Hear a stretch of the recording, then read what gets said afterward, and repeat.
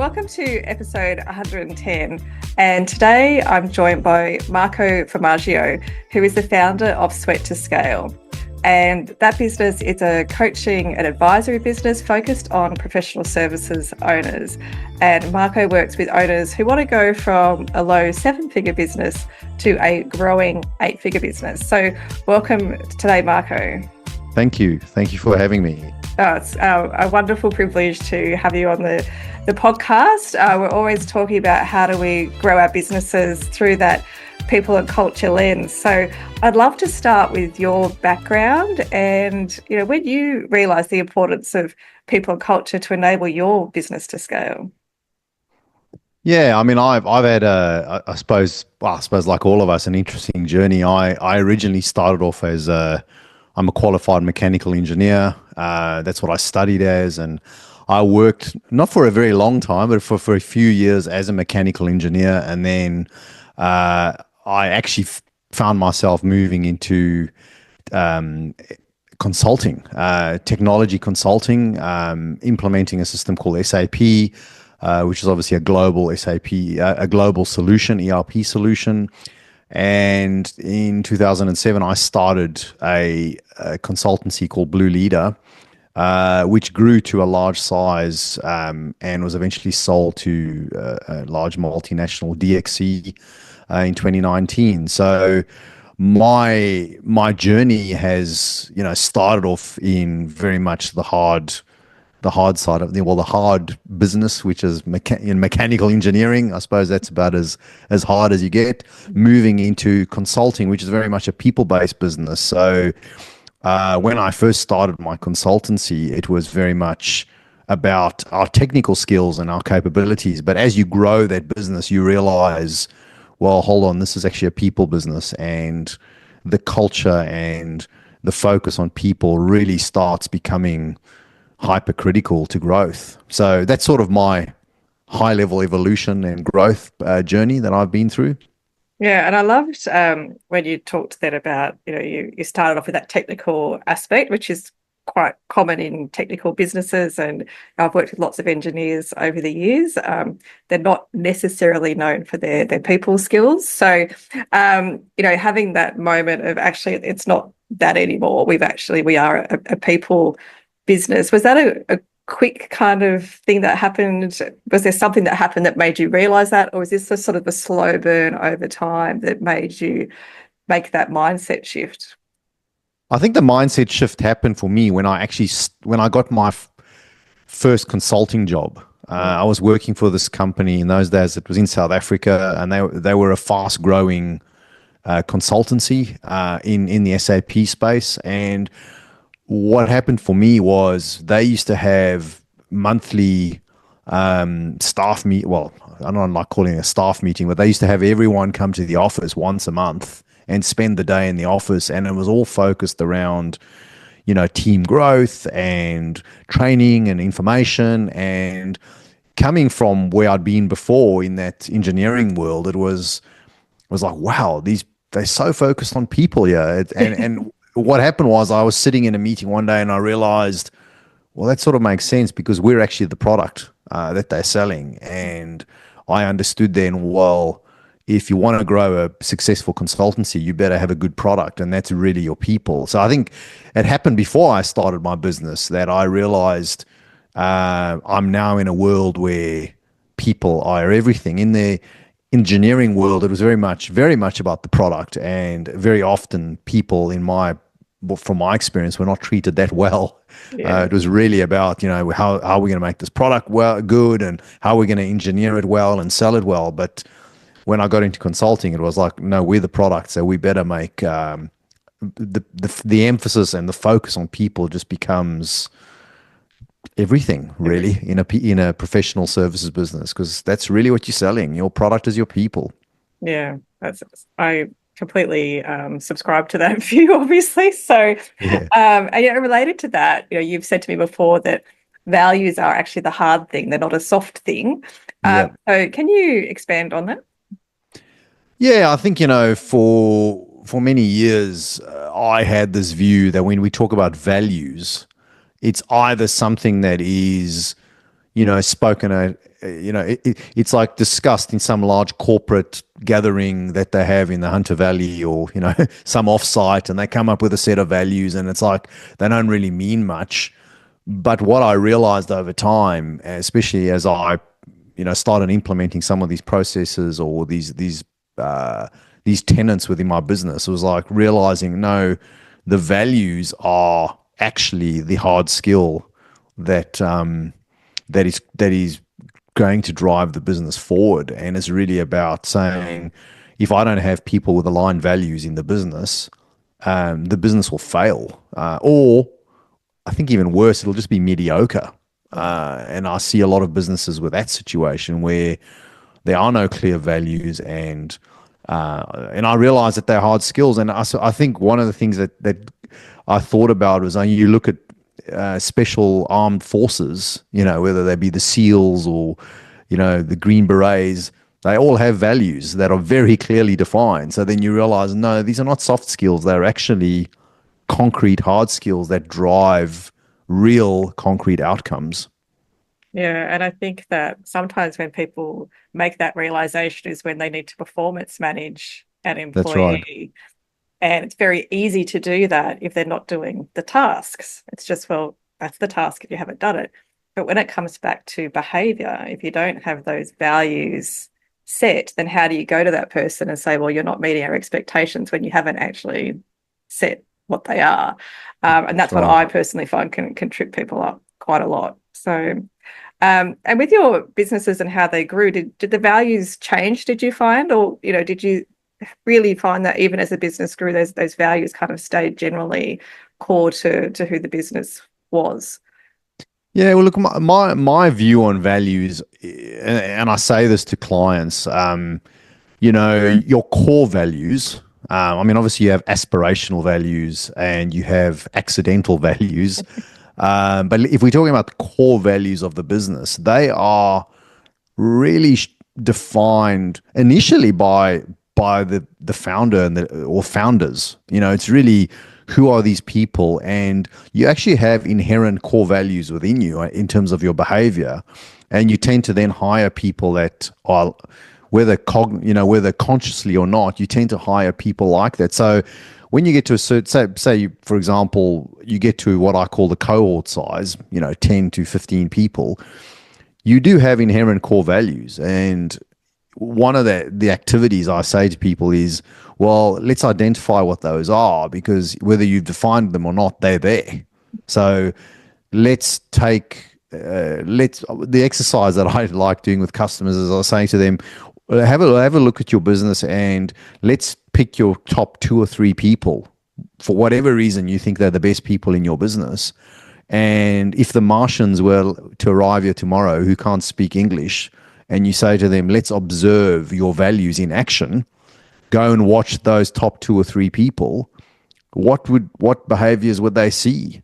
And that's a way that you actually can start saying, oh, well, some of our values are, in some organizations, it might be, oh, they seem to be very collaborative and collegial, and they collaborate very closely and educate each other and work very tightly as a team. That might, and from there you can get a set of values. Or some organizations you might look and say, oh, they seem to be very competitive, but that creates great outcomes. So that's part of your values. So I suppose to answer your question is, I think your values, at when you get to that cohort size, there's a set of core values that you have. And part of what I observe is, okay, you've got these core values, that's great. There might be three or four behaviors that really define your organization, and the successful people in your organization behave in this way. But when you want to go to the next level, you might need to introduce some aspirational values. And that's where that evolution comes in. For example, I had one customer who had very much this family environment, and they had defined the values, but they had some team members were not performing. And I asked them why, and they said, well, their work seems to be okay, but they just don't seem to fit the values. So we went through the values and we said, tick, tick, tick, tick. They seem to fit all of your values. So what's the problem? And what we determined was, well, they just don't seem to want to do their best. They don't seem to achieve at the same level of others. And said, well, you don't have that value, do you? And what they came up with eventually was, we need a new value, which is mastery. And they had defined a value which is now called mastery. So when they're onboard people and when they train their team and when they talk about values, they have a value that's known as mastery. We are the masters of our trade, and we want everyone to feel like that works within this organization. So I think your values do evolve, but you do have a set of core values that define your organization. Uh, uh, when you get to sort of a critical mass size, you have the set of core values. Yeah, I think that's a great example. And it is a question I often get asked is, should values be aspirational or who we are? And I like the way that you explain that, because I've always felt, from what I've seen in my experience, that if you have too many aspirational values, that's when like no one takes any Yeah, notice of them, because that's correct. there's no face validity there. The employees just say, "Well, what are you talking about? We we aren't those things." So Yes. it is a bit of a balance, isn't it? About well, what's actually core to us today, and then what do we actually want to be in 5 years' time in terms of those aspirational values. Yeah, I mean, I typically am not. I would say at any one stage, we're not taking on more than one aspirational Yeah, value at a time, because you've got to build on it's it. that's right. It takes time. I mean, if you're going to embed a value which is mastery, well, how are you going to get that across the organization? So I wouldn't be trying to do more than that, because, as you say, then people feel disconnected to who we are. Yeah, We don't want that. yeah. I think that's great advice. Um, so I mentioned in the intro that you work with professional services business and take them from that 7-figure to 8-figure. So we're starting to get into much bigger businesses at that point. So what are the challenges that you see with businesses trying to get to that 8-figure stage? And how is that different? Like, what's holding people back from getting there? Yeah, I think there's a number of things. If what I see is a couple of problems, and then we'll talk about specifically around people. But for example, one of the big ones I see is revenue concentration. They get to say 10, 15, 20 people. Sort of that. I suppose if you look at professional services and you break it down, if we're talking in the context of where we are in Australia, for every one staff member that is billing out in professional services, it's going to be $200,000 to $300,000 of revenue. Yeah. So when you get to 10 people, you're roughly a $2 to $3 million business. Yeah. So you're in that lower 7-figure business, around 10 people. Now, when you need to go to the next level, one of the problems I see is many organizations get to that size they might have one or two big customers. So there's a high revenue concentration. So that's a challenge. They've got one or two really big customers that they have to spend a lot of time servicing. So they're stuck because they don't have the capacity to drive and look for other work Yeah. because of that revenue concentration. So that's a very common factor that I see. The other one is that they haven't really, and this comes to the people side, they haven't built a structure for growth. They haven't got the right people in the right seats. I mean, first of all, they haven't got the right seats. So they haven't defined, well, we grew to the size typically around the one owner or a couple of owners who've got charisma, or they've got something in the industry that attracts customers, which is great to get to that critical mass size. But the next level is, well, it's not about the owner and the founder anymore. It's all, how do you create a structure, and I don't mean bureaucracy. I mean a structure of people that are going to drive the business to the next level. So it then becomes around to, well, what are the seats that we need in this organization to start scaling? And then it's really about finding the right people. So what I see quite a lot is there's a lot of founders or owners don't have the confidence to actually hire the very good people. So often they'll hire people that are not as good as them, Yeah. which is a mistake. You need to hire people that are better than you, because when you go to this next level now, it's not about, you'll start realizing as the owner and founder that you are going to become more and more of a generalist. Slowly but surely, you're giving away. You thought you were the best sales guy or you were the best technical person in your field. It's like, no, no, there's better people than you, simply because of the time that they can allocate. You don't have the time as the owner to allocate dedicated time to one client on some technical issue anymore. So there's people that are much better than you at that. So it's a big blocker for businesses. So I'll look at their organization, I'll look at their leader, the team, the leadership team, if you want to call it, that they have.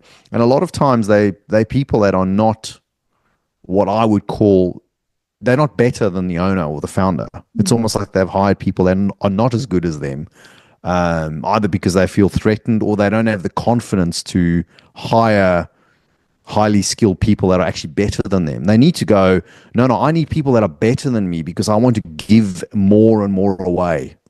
So I think that I see that a lot. And it's like you have to slowly but surely say, well, okay, we've got these seats defined now, first step.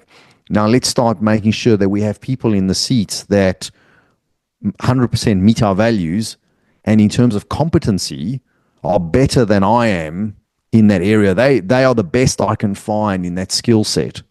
They have to have that confidence, and that's where they can start giving and delegating more and more away, so they can start to scale that business to the next level. That is a big mindset shift that I observe.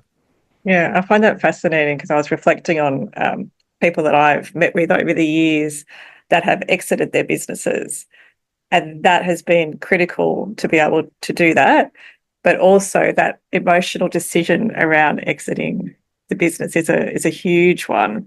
So I wonder whether that plays Yes. part of that. Well, if I hire someone better than me, I am accepting that I'm leaving at some point. And I think for owner founders, that can be really tricky unless they've started the business with a plan of at this point we're going to be exiting. But for most people, it's a very emotional decision, isn't it, to do that and to really give the Yeah, reins. I think so. I think that's right. And what I say to people, because when I initially engage clients, it's really, I'll say to them, what is the goal? Yeah, we're trying to exit. Now, quite a few people say, yes, I want to exit. That's the goal. But others will say, no, I want to build a legacy business, or I want to, whatever it is, I want to hand it over to my kids, or whatever that is. And I'll say to them, look, in both cases, let's forget the exit. The exit is not about, let's not think of the exit as a sale. Let's think of the exit as, I'm building an asset of high value. And when that asset is valuable, I have options. Yeah. So I can decide, do I sell this business? Do I step back and take dividends, become a non-executive director? Do I hand it on to someone else? What we're trying to get to is, in all cases, is build something that is not just a job. We're trying to build an asset that runs on its own, runs successfully, and requires less and less of your time as an owner. That's not diminishing you. That's actually empowering you and giving you much more options than you realize. And it's quite liberating when you get to that point. That's really the objective. Yeah, I think that's great advice to say, well, it's an option. So that people don't feel like, oh, if I do this thing, this is the natural next thing to happen. But what about, you talked about that That's right. revenue concentration, which I see that a lot as well. So, if we've got businesses that, let's say they're at the, lower end seven figure, or they're just trying to get to that seven figure, is there anything that they can do, any top tips on how to grow and scale at that size so that you can keep getting bigger over time? Yeah, look, one of when I talk about the structure for growth, what I found to be very successful in professional services is you need to find leaders in your team that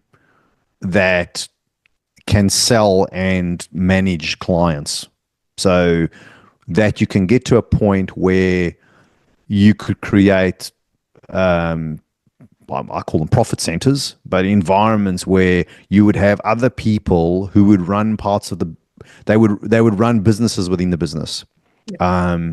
And so it's really about finding depending on the size you want to get to, 3 or 4 really good people that are going to be able to manage clients, sell to clients, manage the client, and manage the what's being delivered at those clients.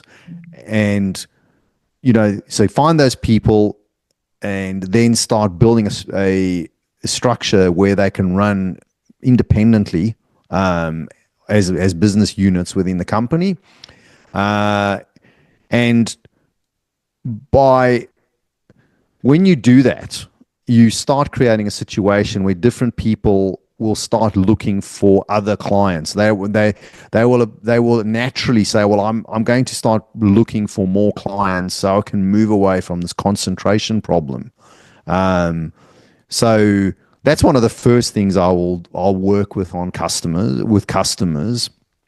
In terms of revenue concentration, I know it's not easy, because you'll have a customer that really is delivering a large percentage of your revenue.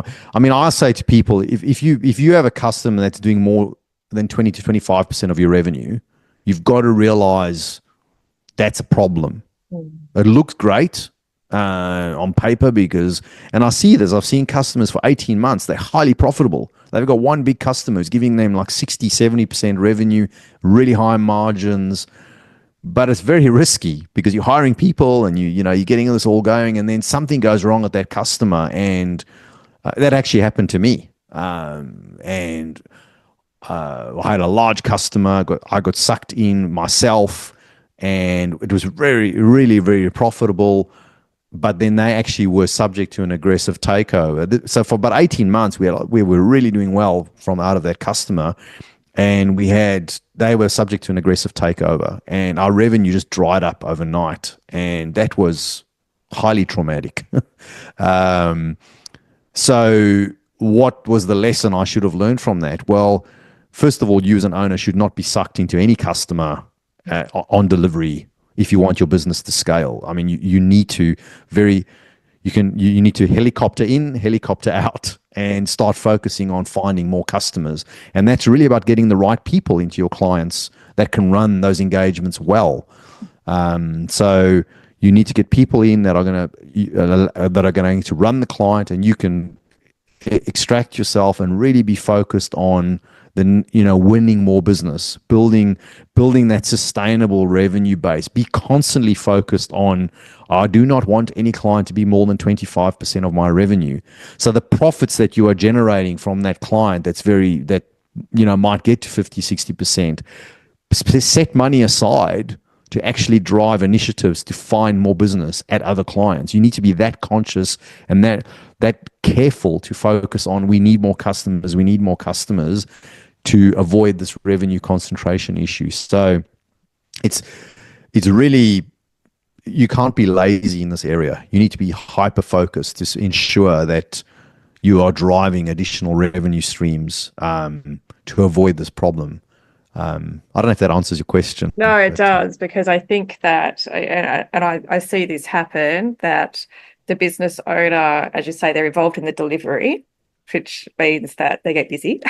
yes, Um, and then out of the blue, there's actually a change in the ownership of that customer, or it could be, if it's a very large business, that manager moves on and they've got a that's right. vacancy, and all of a sudden you've got to try and build the relationship with a new manager that's walked in, and maybe they want to use someone else.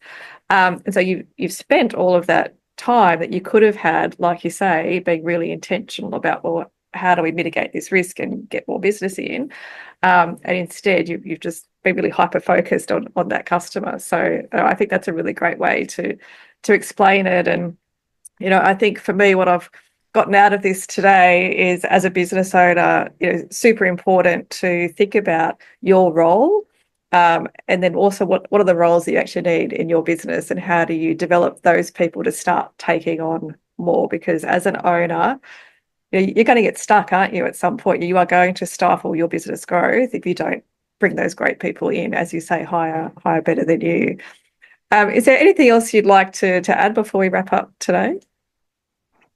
Yeah, look, I think that for a lot of professional services owner. I used to have this mindset when we were smaller. I used to think, why do we need to grow? I mean, we're actually quite profitable around the 20 people. The reality is when you go from 20 to 30 people, your profits actually fall because you've got to hire people and you got to set up the structure for the next level. So for many companies, it's like, well, why would we do that? Why grow? And I suppose what I'd like to say to people is, when you get to that point where you are now have these teams below you and you now at this critical next level critical mass, the larger business, it's actually more pleasant, because what you end up being is, well, I have sort of two analogies in my mind. The one is, you're sitting in the cockpit in the aircraft and you're just seeing your dials and you're just directing where we go. That's where you get to. Or, you're the puppet master, you're just pulling the strings, and it's actually quite enjoyable when you get to that stage. And so it's actually something exciting to look forward to. And I think for many people, they see that as, oh, that's like scary and that's going to be so hard. If we're that much bigger, it's going to be so much harder. And it's actually the other way around, because it actually becomes easier. The problems become bigger, Yeah. but now you've got so much more capacity in Yeah. your team that you can just literally say, oh, there's a big problem here. Let's send this person to go and fix it. And they're so good at their job that you can rest and know that it's going to be okay. So I think that's just an encouragement to say, if you break through that to that next level, it actually becomes quite pleasant. It doesn't become easy, but it's pleasant. It's you don't feel like you're stuck in the weeds all the time. I suppose Yeah. that's something to look forward to. Mm. Yeah, no, I think that's great advice. And finally, if someone is interested in working with you or having a chat about their business, what's the best way to get in touch with you or follow your content, Marco? Yeah, I think the best way to get in touch with me is email me, marco@sweattoscale.com. That's the one option. Follow me on LinkedIn, Marco Formaggio. And I also have a professional services group, which is really creating tailored content for professional services and creating discussion amongst professional service owners of founder businesses. It's called the Global Professional Services Business Founders. So you should be able to find that group on LinkedIn and join. It's what's the word? You have to request to join the group. So it's not open to everyone, which means that we can have more tailored discussion specific to professional services. So I think those are the best ways to follow me. Awesome. And we're going to put links to those into the show notes as well. So you can click on that in the episode details. So if you've received value from this episode, I'd love it if you could leave a rating or a review over at Apple Podcasts or Spotify so someone else can also find the episodes to help with their businesses. Episodes are released on Monday, so click the subscribe button and you'll be notified of when that's available. Thank you so much for joining me, Marco. It's been such an interesting conversation. I really appreciate your time. It's been a pleasure. Thank you. Thank you. And to our listeners, if you have any feedback, questions, or ideas for future episodes, head on over to amplifyhr.com.au or connect with me on LinkedIn and we can start a conversation.